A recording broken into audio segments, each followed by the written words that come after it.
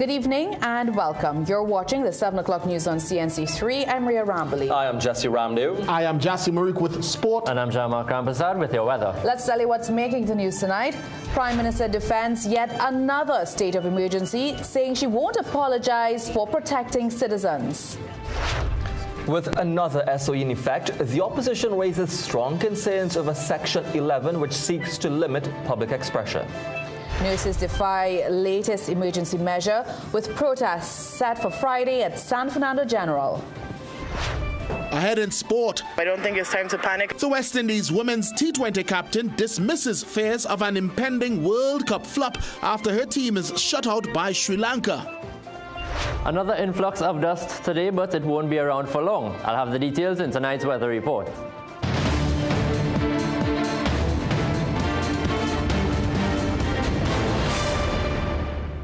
The Prime Minister is tonight strongly defending her government's decision to declare yet another state of emergency. As critics argue the government has no real plan to curb the murder rate beyond suspending constitutional rights, Prime Minister Kamala Persad-Bissessar is pushing back, insisting she will use states of emergency as many times as necessary to protect lives. Meanwhile, the Attorney General told the nation that based on intelligence, they had no choice but to take this measure. Akash Samaru has more.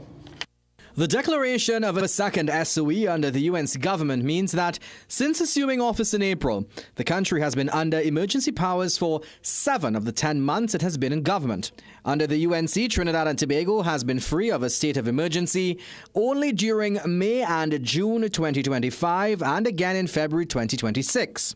With SOE number 2 taking effect as of midnight on Tuesday, the Attorney General, in a national address where the media was not invited to pose questions, said based on intelligence and the current murder rate, the Government and National Security Council had to act. We were further advised that criminal gangs had increased acts of violence on a scale so extensive that they have resulted in multiple deaths in mass shootings. The Prime Minister and the National Security Council had no choice. Now, during this brief address, the AG was flanked by Ministers Roger Alexander and Devish Maharaj.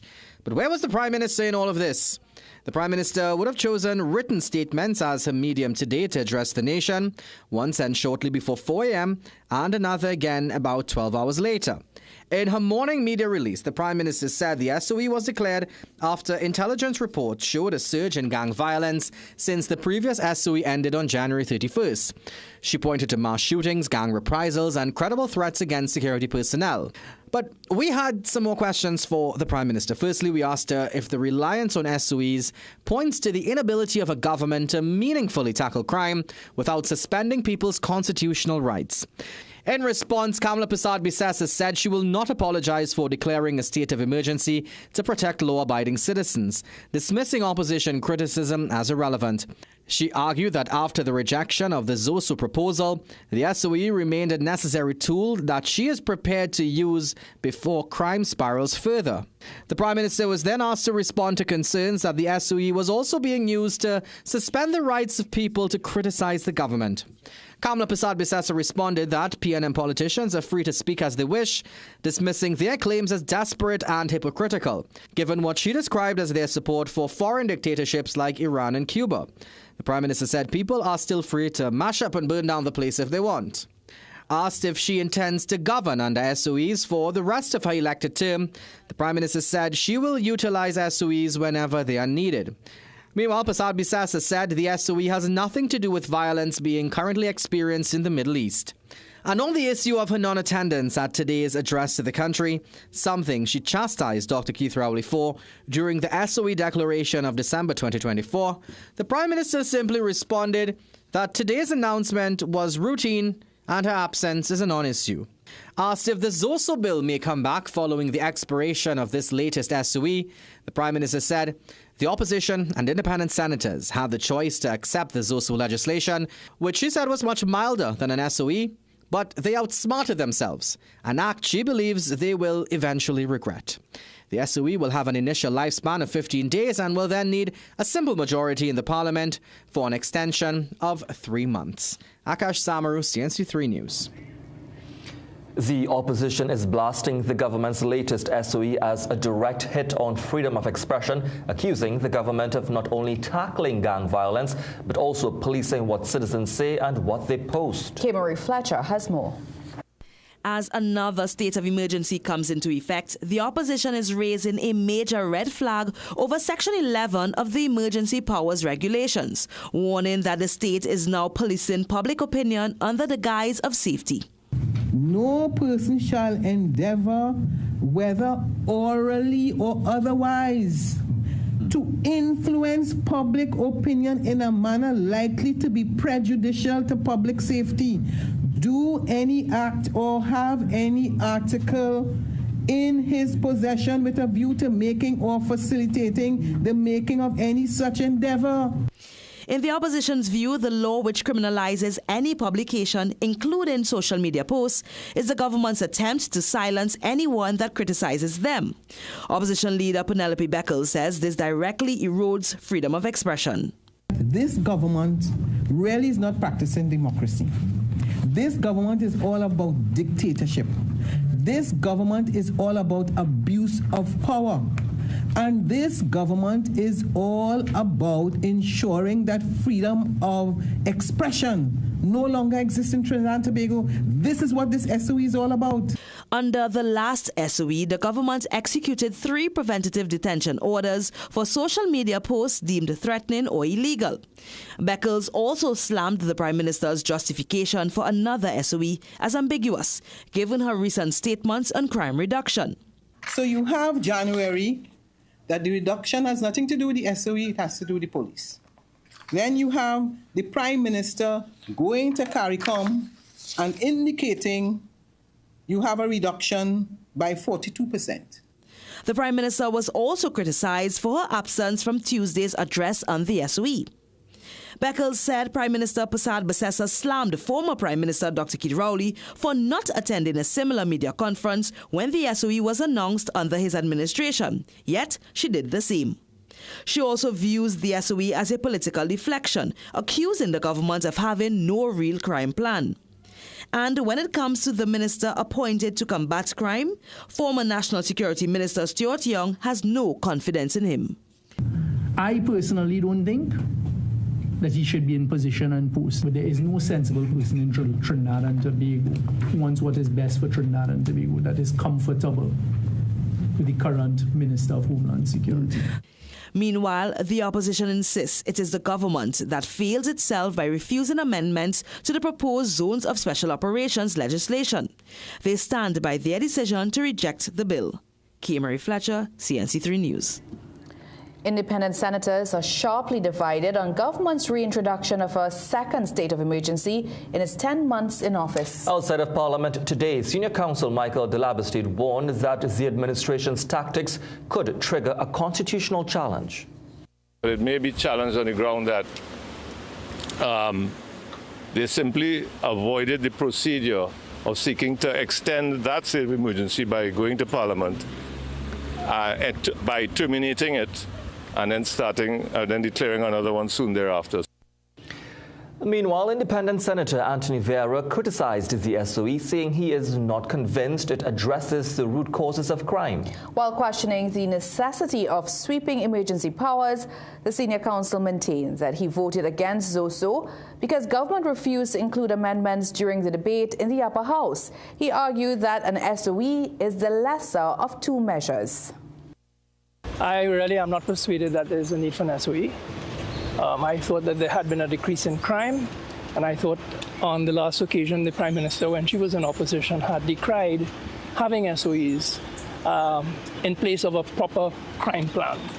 So that's number one. And the second point I'll make is that, having said that, I prefer the SOE than of having had the ZOSO bill as it had been presented. I think we are probably better off with the SOE. And Independent Senator Courtney McNish, the lone independent senator to abstain from voting on Zoso, says his decision was guided by conscience. Despite that stance, McNish has endorsed the SOE, arguing that it appears to be the only immediate instrument available to confront escalating violent crime. He also dismissed concerns about new regulations prohibiting statements, oral or otherwise, that could influence public opinion in a manner deemed prejudicial to public safety, including social media posts, videos, and online messages.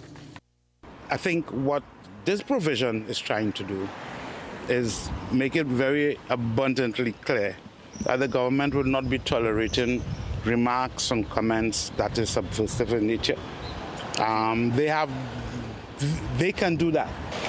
There's no right that is absolute. Your freedom of speech is not absolute. You just can't come out there in the public and say whatever you want, however you want against anybody. There's the law of thought, there's defamation. You can't do it. So is it encroaching? Maybe, but it's a state of emergency. Meanwhile, Independent Senator Dr. Desiree Murray declined to comment. A former police commissioner, Gary Griffith, says government had no choice but to declare another state of emergency, blaming the police for failing to make enough progress in fighting crime. But while he believes the move was inevitable, others warn that emergency powers cannot become the country's default response, says more. Former Police Commissioner Gary Griffith says he was not surprised by government's latest state of emergency declaration, calling it inevitable. Speaking with CNC3, Griffith says the Prime Minister's hands were tied, blaming current Police Commissioner Alistair Gavaro for forcing the government's hand. In the absence of putting hard policing, predictive policing, 21st century policing, intelligence-driven policing, it has caused the gang leaders to take control. So in the failure of the hierarchy of the police service to do their job, it has left the Prime Minister with no other alternative. He argues that while the SOE may carry economic consequences, it could save lives.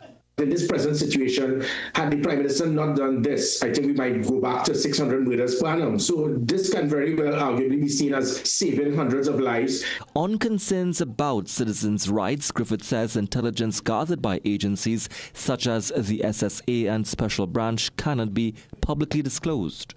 He adds that the SOE also serves as a get-out-of-jail-free card for persons initially detained in previous SOEs, lamenting that while they may be rearrested, the failure by the police service to convict based on evidence erodes the purpose. Political analyst Dr. Bishnu Raghunath says he too was not surprised, especially after the recent triple killing in Laventille. But he's questioning whether the public is becoming desensitized to emergency rule. We neither here nor there, but the majority, well, I shouldn't say majority, for a significant section of the society, it is neither here nor there. And that, I think, is the challenging part for us as we go forward, whether Tongarians are becoming numb to this notion of state of emergency. Regional security expert Garvin Hira warns that emergency powers must not become routine. He says the declaration signals that conventional policing has been overwhelmed and is calling for a national audit of what worked and what failed during previous SOEs. Political leader of the Movement for Social Justice, David Abdullah, is questioning whether past emergency periods led to meaningful prosecutions. In those 14 months, we were in a state of emergency for more than 10 of those months. And during that time of the state of emergency, the Trinidad and Tobago Police Service ought to have been able to get the evidence that is necessary to arrest and then charge persons who are involved in criminal activity. He argues security forces should have used that time to gather stronger evidence against criminal elements and warns that expanded police powers could heighten public anxiety. Jesse Ramdale, CNC3 News. All right, today we asked, do you support the announcement of another SOE by the Prime Minister 1 month after the last SOE expired? Here's what some of you had to say.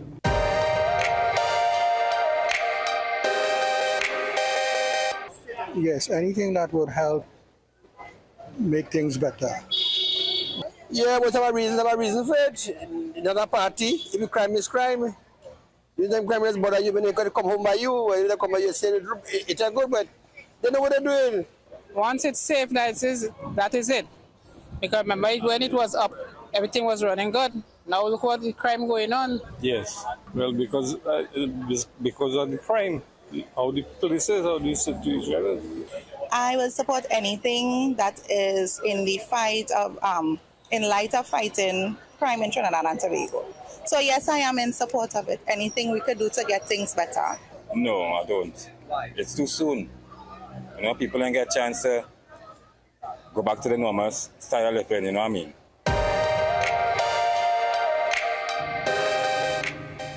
But still to come in the news, differing views within government. A sitting government senator distances himself from the PM's position on U.S.-Israel strike on Iran.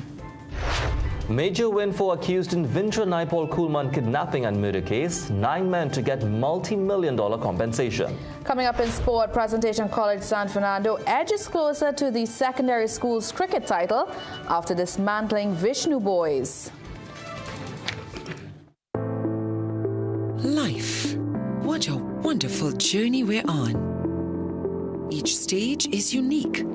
And at Tata Life, we not only understand, but also appreciate that you'll have different needs at different times. So trust us to protect you and yours with our comprehensive range of financial planning solutions to ensure that you never, ever have to worry. To learn more, contact a Tata Life advisor or visit tatalife.co.tt today. For the many stages of your life, Tata Life, a member of the Ansa McCall Group.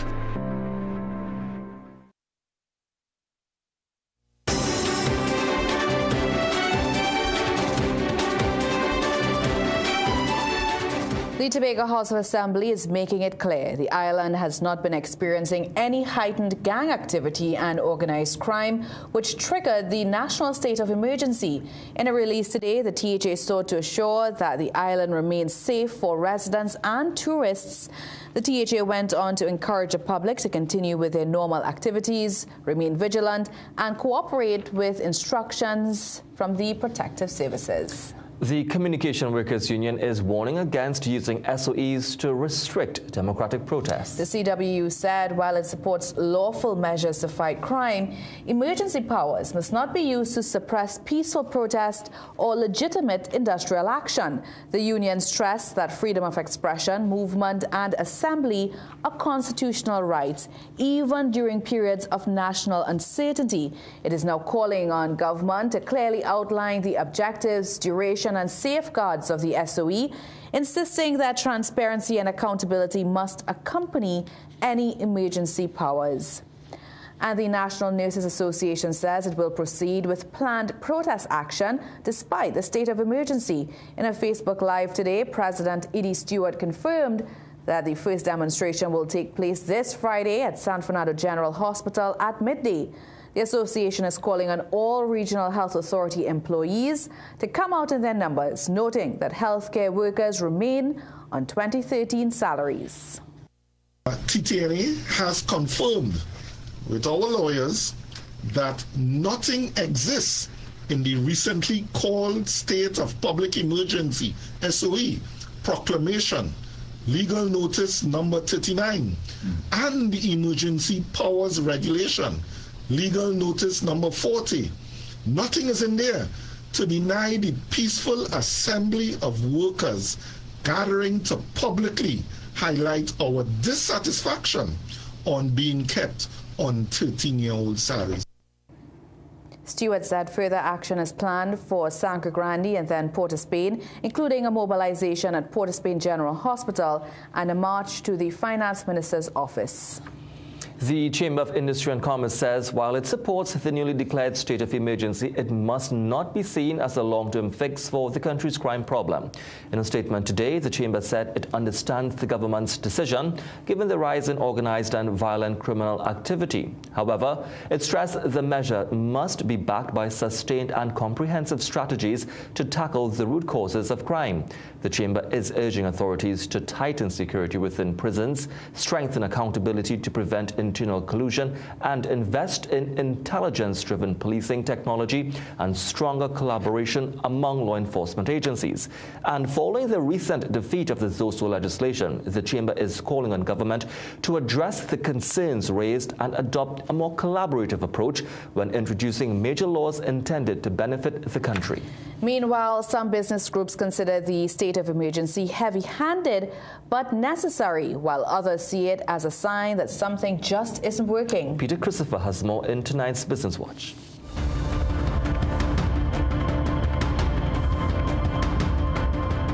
Following a surge in criminal activity and a rise in the murder toll, business groups across Trinidad and Tobago widely agree the decision to once again announce a state of emergency is the right choice. However, the return of the SOE still creates worry among some groups, like the Chaguanas Business Chamber, which described the decision as a grim necessity, especially following the failure to introduce the Zone of Special Operations Bill. The state of emergency, however, it's possibly a high-handed tool, but it has become necessary, and it's the only option because of a lack of legislative agreement with the recent bill that went to Parliament. We support immediate safety, but we urge our leaders to move beyond these cycles of emergency declaration. President of the Greater San Fernando Chamber of Industry and Commerce, Kiran Singh, laments the Prime Minister was given little choice concerning the state of emergency by the country's criminal element. They are small in number, and it is unfortunate that they hold the entire country to ransom. And we expect to see positive success coming out of the state of emergency that was enacted today. He is, however, hopeful that, like the last SOE, there will be little impact on business activity. Meanwhile, the Greater Tunapuna Chamber of Industry and Commerce says communication during this period should be paramount. At the same time, the Chamber underscores the importance of ensuring that emergency powers are exercised in a transparent, proportionate and time-bound manner with clear communication to the public and the business community, as economic stability, investor confidence and the protection of civil liberties remain critical to the national resilience. However, President of the Trinidad and Tobago Automotive Dealers Association, Visham Babwa, says while the rise in crime has definitely affected business, there needs to be another measure to address crime in the country. We tried it 2 or 3 times, and it is not working. Right? Because if you go back to when the state of emergency ends, crime spirals again, right? It means that you cannot be doing the same thing, the same way and expect the same results. You have to do something different. In a release, the Trinidad and Tobago Manufacturers Association says it fully supports the government's decision to reinstate the state of emergency and is hopeful it will positively impact the economy by addressing the escalating crime situation. However, the TTMA is calling for complementary long-term measures, which includes addressing judicial shortcomings to fast-track criminal proceedings. The TTMA, however, acknowledges the SOE may impact tourism inflows, but it views it as the better of 2 evils, offering greater potential to restore safety and attract future tourist arrivals. And now for a look at today's energy and foreign exchange prices.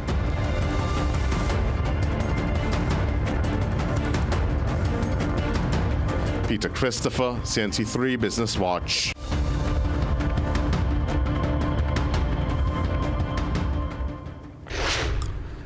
Hours before the SU was announced, an Arima businessman was shot dead outside of his home. Zach Puran, a popular stationery store owner, had just driven into his yard at Santa Rosa Heights around 6 p.m. when he was ambushed. Residents of the usually quiet community said they heard a series of gunshots. One witness reported hearing about 6 shots, followed by 2 more moments later. 9 men who were cleared of the kidnapping and murder of Mrs. Woman Vindra Naipal Kuman will receive $20 million in compensation for being wrongfully prosecuted. Yesterday, the Privy Council rejected the Attorney General's request to appeal a ruling that upheld compensation for the men. The AG's office had argued the local court was wrong to overturn a judge's decision that set aside the judgment, claiming delays in the state's defense were justified.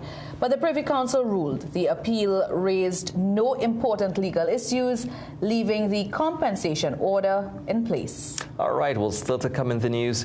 Stroke victim perishes in fire that destroys Barkpo home. With the Saharan dust and some cloudy periods today, the sky had a really dull appearance, with many thinking it was rain approaching. I'll let you know when the dust will ease and an update on the seas coming up just after the break.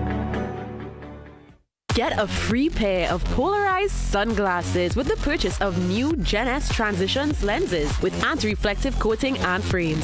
Selected designer frames now just $4.99 with additional promotions. Hurry, limited time only at Seaview Optical. My man Andre. Good night, Anthony. 7 years with the company, and we couldn't do it without Antoine. Happy birthday, dear Alejandro. Happy birthday to you. Who's Angelo? We're like coworkers who don't forget your name. I'm Angelo. CG United. Good like that. Recession have you down? Don't lose hope. Head on down to Tire Clinic for the recession deals. That should big savings with our road hazard warranty on Dunlop 2021 Falcon tires. Available at Tire Clinic, Cuba, Chaguanas, and Pleasance Park. Tire Clinic, a tire for every need. Call 636-8973 or 636-2958. With the cold and flu lurking around every corner, keeping your immune system strong allows you to live the life that you want every day. Discover BioStrath Immune Health. BioStrath Immune Health is a unique plasmalized yeast product that enhances the absorption of essential micronutrients, ensuring that your body stays resilient. And now enriched with zinc, it is your go-to support for immunity. Staying vibrant and healthy just became a whole lot easier. BioStrath Immune Health. Get what you need naturally. Ramadan specials at Food Basket, Arima, Chaguanas, Champlain, and Gulf View. Goat, 4 pounds for $99. Chana, 5 pounds for $19.95. Delicious dates, $19.95 per pound. Big deal, 1 gallon oil, $59.95. Crown 8 kg rice, $59.95. Green butterfly evaporated milk, 3 for $17.95. 4Z vermicelli, 1600 gram, $24.95. Ramadan specials at Food Basket, Arima, Chaguanas, Champlain, and Gulf View.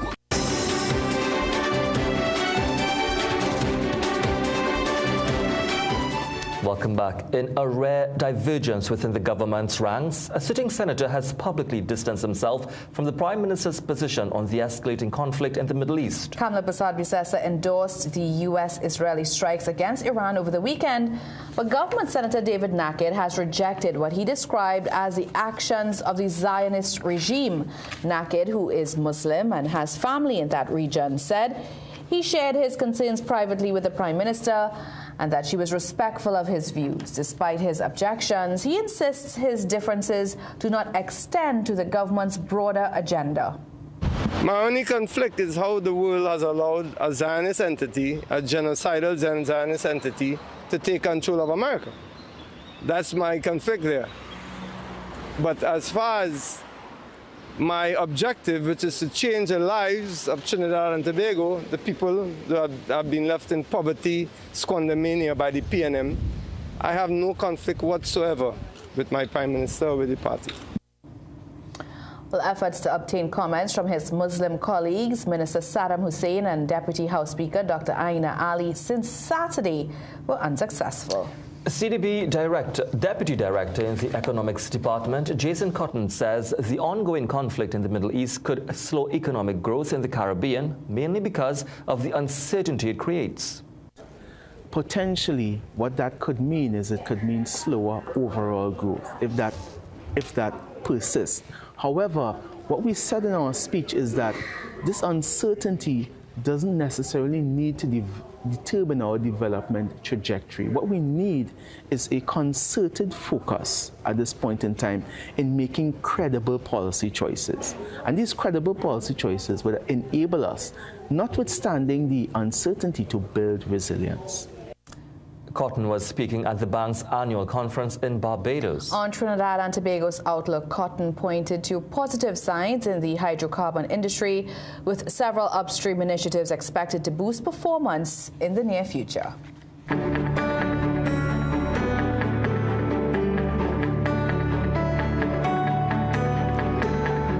It's now time for the weather forecast, and Jean-Marc, the northern range has disappeared once again. If you're driving from south up to north, you can't really see it thanks to the Saharan dust. It was a very dull day today, I would admit, and that was also compounded by the fact that we had a lot of cloudy periods. So some people actually thought it was going to rain, but those were upper level clouds, as I'll explain in a bit. So let's take a look at the satellite.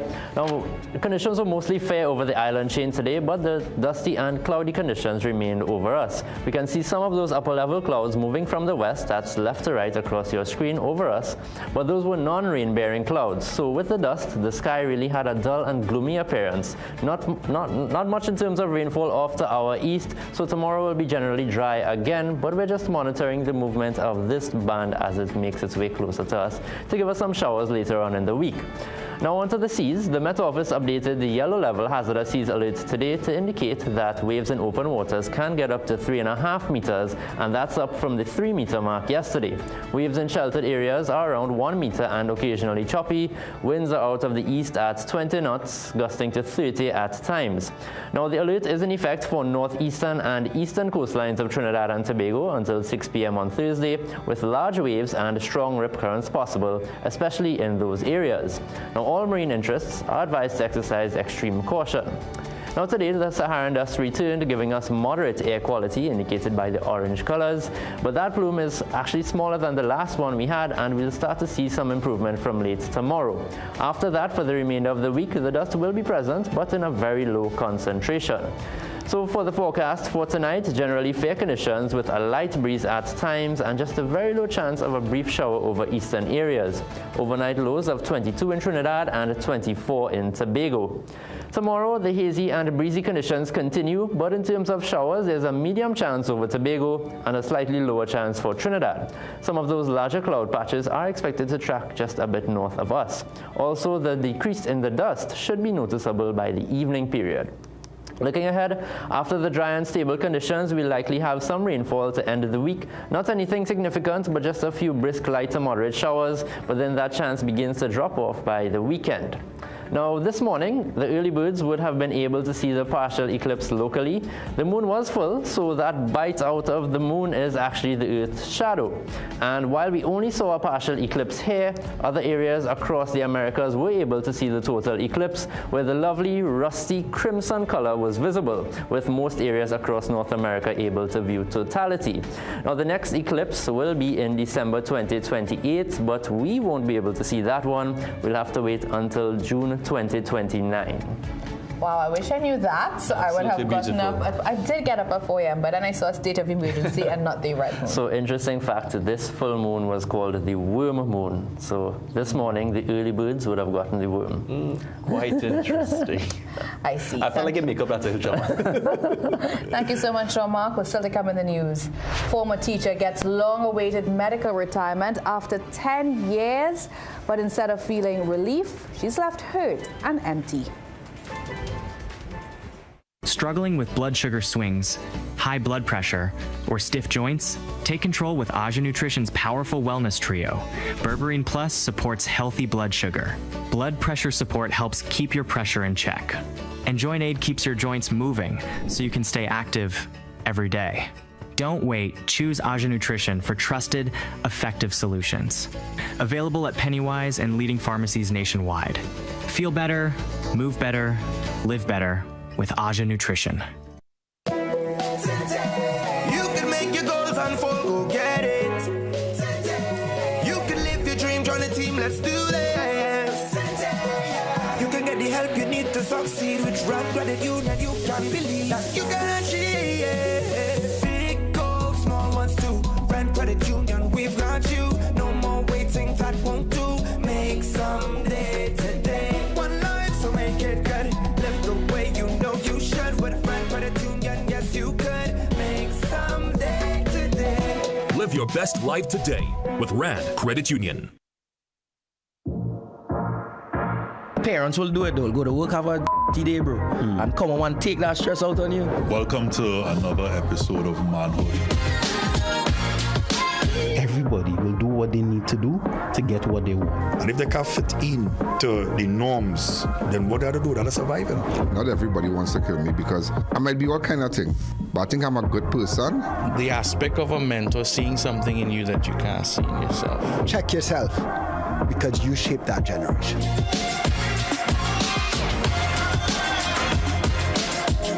Are we losing in many ways the values? Since I have this practice of diagnosis, there's a group, a very small type group, who will always look after me.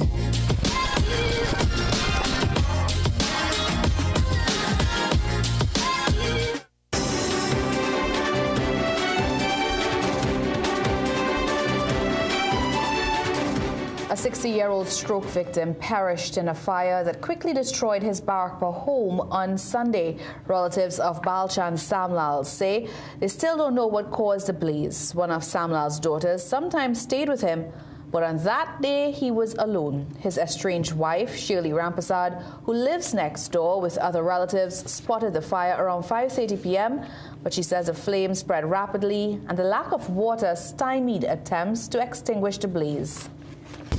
I call out on them, I tried to a ball and call, and everybody come up and they tried to out the fire, but then we had no water on the pipes, so they decided to wherever little they could get, find and bucket and barrel, wherever. I think they tried to out it, but it was too much. By the time the fire brigade arrived, the entire 3-bedroom wooden house was completely destroyed. Samlal was a father of 7. After a decade of bureaucratic delays, a former secondary school music teacher finally received confirmation of her retirement on medical grounds today. She collected her letter from the Education Ministry, but instead of relief, Lisa Damani says she feels an emptiness and deep hurt over her experience. Stefan Nicholas reports. 10 years since a barrage of illnesses forced her to leave her Williamsville secondary classroom, Lisa Damani received a letter of retirement in Port of Spain today. Life has been an uphill struggle for Damani after being infected with the Zika virus and Lyme disease and then Guillain-Barré syndrome, an autoimmune disease with no cure. She said her health complications, which included bilateral facial paralysis, were compounded by what she described as an inefficient ministry and no financial support for close to a decade. I have been back and forth with the Ministry of Education for the last 10 years for retirement on my medical grounds, and it's been such a battle just to get things moving. I didn't think this would be such a dramatic experience. I can't imagine what my position would have been like if I weren't just able to rise above the situation and come out and do things on my own. Damani said her first medical review took place in 2019, and she was forced to undergo yet another in 2023, 3 years after the SWRHA declared her unfit to work. Damani was also slapped with a letter saying she owes the ministry $163,000 after it accidentally overpaid her when she fell ill. To add further distress, she said her retirement letter indicated she joined the service in 2007 instead of 2005. As far as I understand, after 6 months, you're supposed to be sent, after being ill, you're supposed to be sent almost immediately for medical review. Give or take a few delays. But I mean, it's just because I struggle. Every time I had to leave where I was to just come into the Ministry of Education, it was just an immense challenge for me, just the psychological drama. I literally was also even sent to psychiatry department in San Fernando General because it started to be just too much. At her lowest moment, Damani said music and language saved her life, and also that of her son, who was born with a heart problem. She said being able to communicate with Cuban neurologists in their native tongue while at the hospital kept her sanity. She said whatever the future holds, music will play an instrumental role. I don't take for granted at all the ability to smile. Even though I don't drink from a cup the same way I can't eat a currant roll without making a total mess of myself or a double, I know what it is to smile. And so smiling, I tell people, I say, when you have, seriously, life isn't that difficult. I remember I couldn't even help myself in the bathroom. I was walking like a cripple. It's not that. Just to be able to smile like this takes a huge effort on my muscles in my face. Education Minister Dr. Michael Dowlett said he would speak to the ministry's Human Resource Department about Damini's case, while his predecessor, Dr. Nyan Gatsby-Dahl, did not respond to questions up to news time. Stefan Nicholas, CNC3 News. Teachers across the country wore black today as the Unified Teachers Association returned to the Finance Ministry after no formal response to its recent letter. The union continues to demand payment of outstanding salary increases and back pay. The demonstration coincided with tutors' delivery of a second letter to Finance Minister Devendra Tanku at the Eric Williams Financial Complex in Port of Spain, requesting clear timelines for when teachers will receive their revised salaries. Union President Crystal Ash said they have not received a response to their February 22nd letter, leaving teachers feeling sad, disgruntled and disrespected. However, he said the union will not encourage members to take industrial action. Ash explained that the new letter also addressed the agreed back pay for third schedule workers under the PSA between 2014 and 2019, which has not yet been disbursed. We're asking the minister, because we are aware that the minister does not like discourse in the public domain, because he said that in some interview that say that he's getting this information in the public domain via the media. So we want to adhere to that, and we're making sure that we deliver the actual letter directly to the minister. And we want him to ensure that he delivers same directly to tutor. Via email, hard copy, no problem, Mr. Minister. We'll take it anyway. Tanku, currently out of the country on official business, told CNC3 News he had seen the first letter and had a response prepared before leaving. He wanted to see the second letter before commenting any further. Last week, the minister indicated that teachers will receive their new salaries and back pay by the first quarter. All right, and secondary school athletes come into heavy focus in sport tonight. Jassy is here. Yeah, thank you. That's right. We teased secondary cricket earlier, but we also have highlights from day one of the secondary school's track and field championship.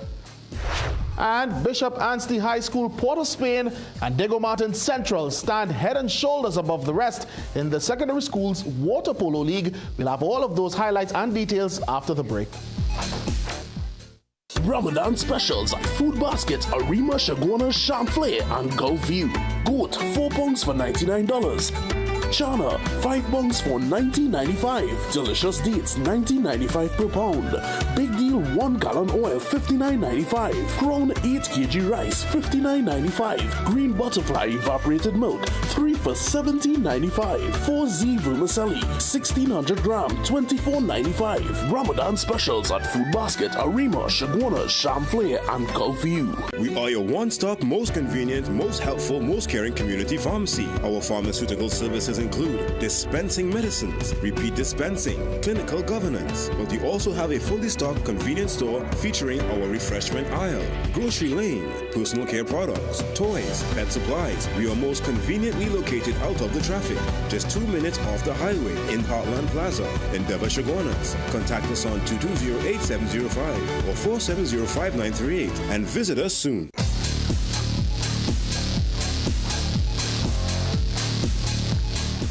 Welcome back. It's time for sport. Sri Lanka's women have claimed a 2-0 victory in their 3-match T20 series against the West Indies following today's 9-wicket win in Game 3 at Grenada's National Stadium. Ian Wason reports. With Game 1 rained out and Sri Lanka having won Game 2, West Indies women came out in today's match trying to salvage at least a series draw. However, their usually dependable captain Healy Matthews' soft dismissal for 8 left them 13 for 1. Shonisa Hector was bold, playing across the line for 5, and debutant Ebony Braffett was caught for 8. West Indies 28 for 3 in the 5th over. Barbade and Deandra Dutton intervened, hitting 3 fours in a knock of 28, and looked comfortable in the partnership with the former captain and fellow veteran Stephanie Taylor. Taylor played with confidence during the 48-run partnership, but with the score on 78, Dutton was out leg before wicket. 4 balls later, Taylor was out caught for a well-played 24, West Indies 78 for 5. It took a late flourish from Chanel Henry with a 15-ball 32 to up the ante, and Jazara Claxton chipped in with 8, including this switch hit for 6, as the West Indies shot up to 119 for 5 at a tad under 6 runs balls per over. Sri Lanka made an easy run at the target thanks to a good start from captain Shamari Athapattu and Hasini Pereira. Athapattu hit 5 fours in a 32 batting without fear, but her innings ended with a beautiful catch by Chanel Henry in the deep. That wicket failed to slow down Pereira, who went on to register 52 not out from 59 balls. It included 4 fours and a 6. She was supported by Imisha Dulani, who scored an unbeaten 34 from 35, as Sri Lanka won by 9 wickets to take the series 2-0. Contrary to what you said, I actually think we have quite some time before the World Cup. You know, a few more tours coming up before then that we can get things right and get the combinations going. So I don't think it's time to panic. I think the conditions in England are going to be quite different as well. West Indies women will next face Australia in 3 ODIs and 3 T20s starting March 19th in St. Vincent. Ian Wason, CNC3 Sport. All right, now the Massey Trinidad and Tobago Secondary Schools Track and Field Championship got going today at the Hazley Crawford Stadium in Port of Spain. Caston Cupid has some of the highlights as QRC and Bishop's Anstey Port of Spain lead the way after day 1. With 138 points, QRC opened up a 42-point lead over Presentation College San Fernando with 96 and Fatima College with 68, when the Massey Secondary Schools Track and Field Championships got going. Now, the first day action ended with the time relay finals, so athletes had to push the pedal to the metal, searching for top honors. In the boys 17+ 4x100 meter, QRC took gold in 43.37 seconds.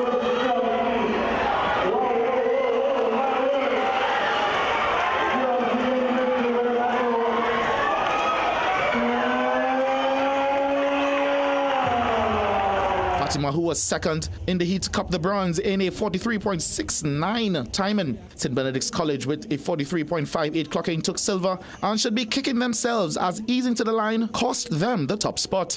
QRC's under 17 boys were also in winner's row with a speedy 44.45 seconds. Presentation College San Fernando, who won their heat, also fell victim to jogging to the line, resulting in them placing second in 45.58. St. Benedict's College was third in 46.38 seconds. On the ladies' side, Bishop's Anstey High School Port of Spain opened up a 53-point gap on Bishop's Anstey East, while Toko Secondary ended the day with 65 points in third. Earlier, the Bishop's Port of Spain under 15 quartet stormed to goal in 51.79 seconds. St. Joseph Convent Port of Spain was second in 54.83, and Bishop's East placed third in 56.83 seconds. Bishop's Port of Spain maintained a dominance in the girls under 17 4x1, golden in 52.86, beating Holy Faith Penal into second, with Bishop's East again placing third. Day 2 begins at 9 a.m. back at the Hazley Crawford Stadium. Caston Cupid, CNC3 Sport. Let's switch it up now to some football news. This country's senior women's football team resumes CONCACAF Women's Championship qualification mission by taking on Honduras in its second match of Group F on Wednesday in Tegucigalpa, Honduras. After starting the campaign with a 5-0 flogging of Barbados in Bridgetown on December 1st, tomorrow's match represents the team's second their second away from home in the 3-match series. The players enjoyed a 6-day training camp in Panama before entering Honduras, which head coach Damian Briggs believes will be sufficient to ensure they get the job done. Preparations has gone quite well. We feel like we're on track for what we want to achieve.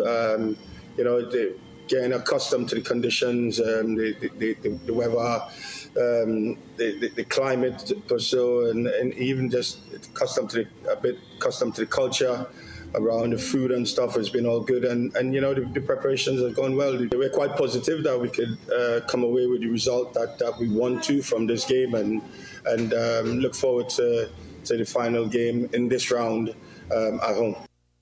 Well, only the 6 group winners will advance to the USA, or rather to join the USA and Canada at the 2026 CONCACAF W Championship, which in turn serves as a qualifier for the 2027 Women's World Cup and the 2028 Olympics. Trinidad and Tobago and Honduras will kick off at 9 p.m. on Wednesday. Wednesday will also prove pivotal for TNT's under-20 men's football team, which enters a winner-takes-all Group E clash with the home team Costa Rica at the CONCACAF Under-20 Championship qualifiers.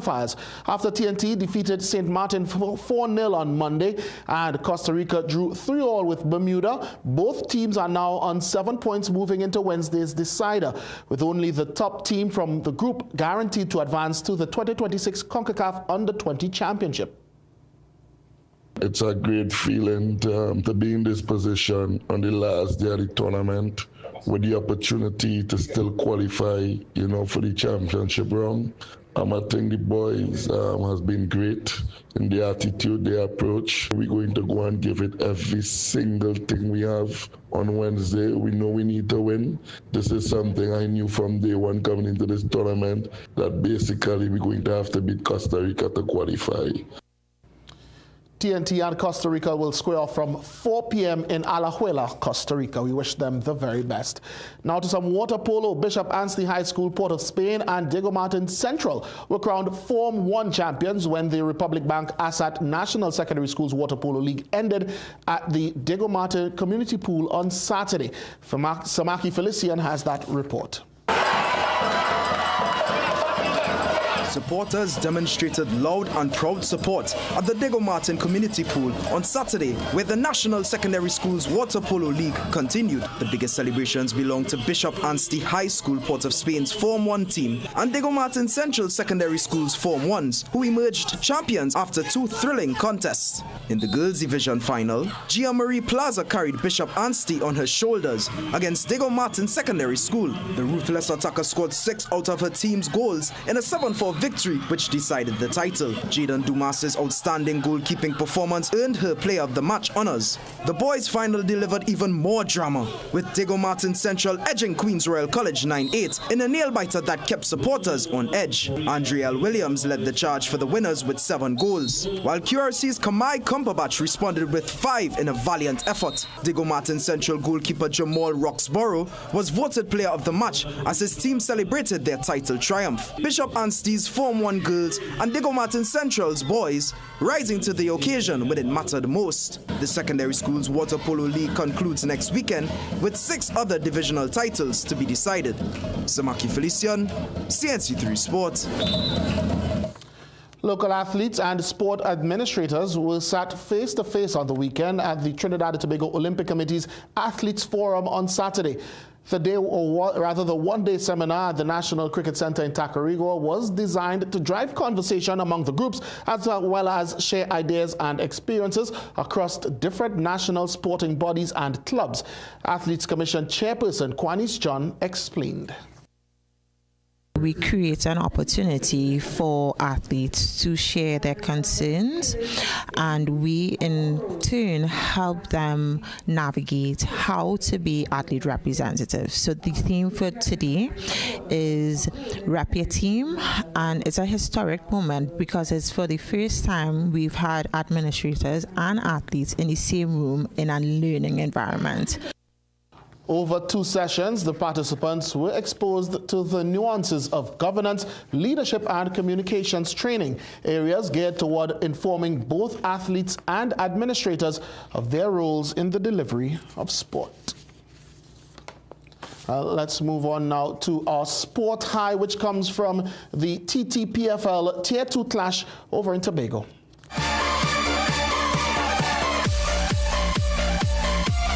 Speyside Tobago is hostile territory to most visiting teams, especially from Trinidad. Sidees FC Kyle Richards welcomed prison service with a missile which had the Tunkeys keeper in a tangle. Yes, a proper string up in local parlance. So Mr. Richards, for tying up the keeper like crab in a barrel, you earn tonight's CNC3 Sport High. What a goal indeed there from Tobago. Hard luck for Prison FC and congratulations to Sidees. Guys, we would have promised the secondary schools, or the latest rather, from secondary schools cricket, that round between Presentation and San Fernando as they march toward the title. We'll have that story in full order on our digital platforms. That's right. Thank you so much, Jassy. Let's take a break. We'll be right back. Magical Expressions Limited is the largest local importer and distributor of fresh cut stems, offering the widest range of beautiful flowers at the most affordable prices. Call us today at 701-6488 or visit our website to order. Dress like you mean business. At The Working Woman, we bring you stylish, professional looks made for the modern woman. From casual to formal workwear, we've got your professional wardrobe covered.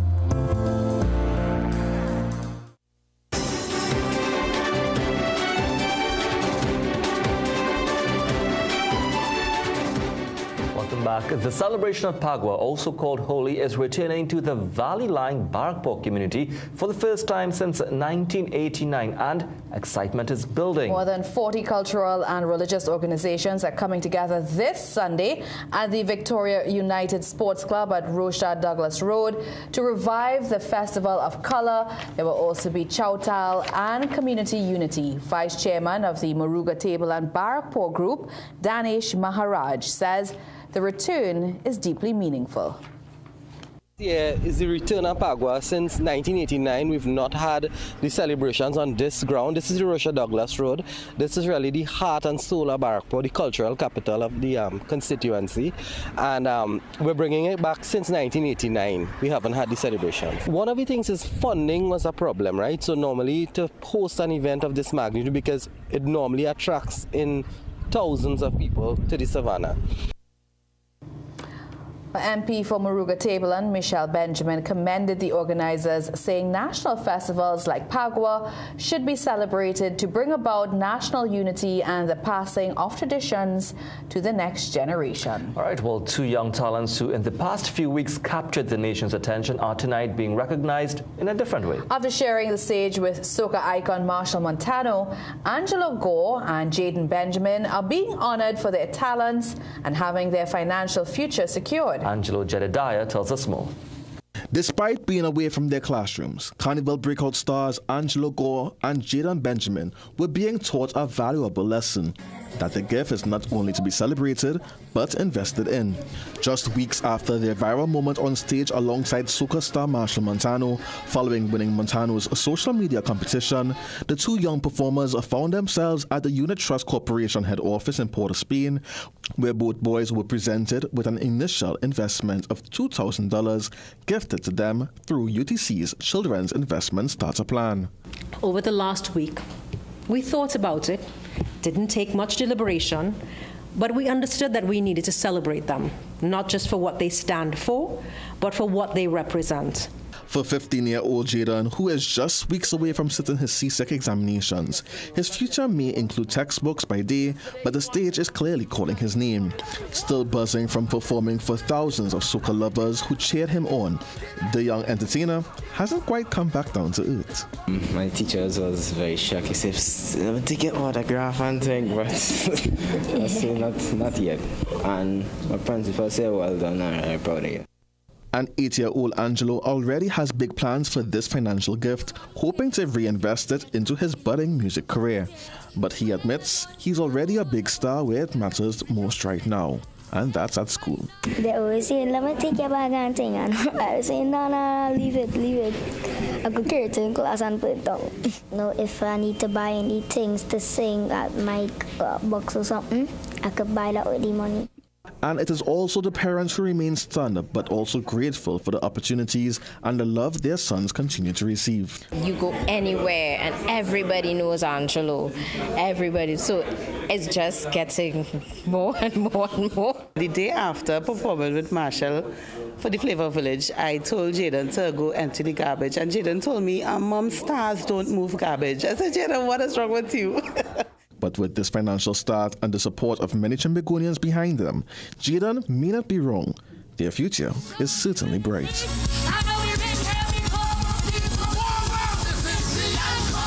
And from this Angelo to another, I wish you both all the best. I don't care if they call me insane. We go do it all over again like it's an encore. Angelo Jedediah, CNC3 News. Two very big stars in their own right, going viral for Carnival, and now reaping the benefits of their performances. Definitely, but that excuse won't work for me. I'll still have to carry out the garbage. Are you a star? I am not. All right, well, let's head now to a brand new feature in our 7 p.m. news. Photo of the week in partnership with the Trinidad Guardian.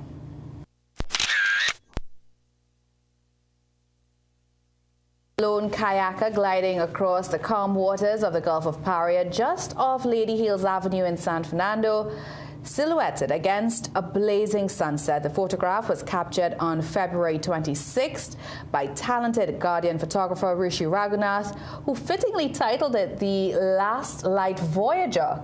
It's a breathtaking moment, peaceful, powerful, and uniquely Trinbagonian, And it was also featured in today's edition of the Trinidad Guardian. Each week, we'll spotlight some of our photographers' most creative and captivating work right here on CNC3. What did you guys think? So much talent. Yeah, that was a great photo, I must admit. Yeah, very serene. I'm sure even with the dust, it made it even more picturesque. I think that was one day there was no Sahara dust. All right, that's how we end the 7 p.m. news here on CNC3. Thank you so much for watching. I'm Maria Ramble. I'm Jesse Ramdu. I am Jassy Marie. And I'm Jamal Krampasad. Have a good night.